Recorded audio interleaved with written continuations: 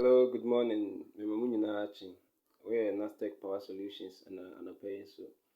Yɛpɛ sɛ yɛtest yɛn solar generator a yɛayɛ no emu baako. Wei yɛ 2000 watt, 2 kilowatt solar generator a yɛayɛ a yɛde ma nneɛma akɛseɛ wɔ fie. Yɛde ma efie kanea ne efie nneɛma. Sisi a na yɛpɛ sɛ yɛn sɛ yɛpɛ sɛ yɛtest ma refrigerator kɛseɛ wei na yɛhwɛ how a ebetumi asɔ no ayɛ adwuma. Nti no mɛpɛ sɛ mɛsɔ sisi a na yɛahwɛ sɛ na ɛbɛsi ayɛ adwuma.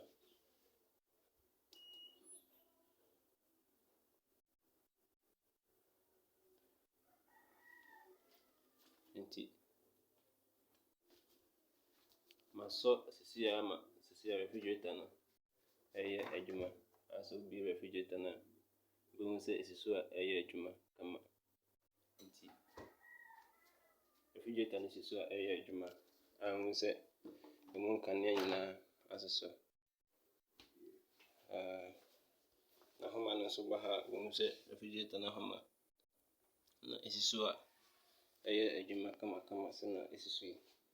Nti Nastech Power Solutions yɛn solar generator ɛna yɛyɛ ɛyi kyerɛ mo sisi yi.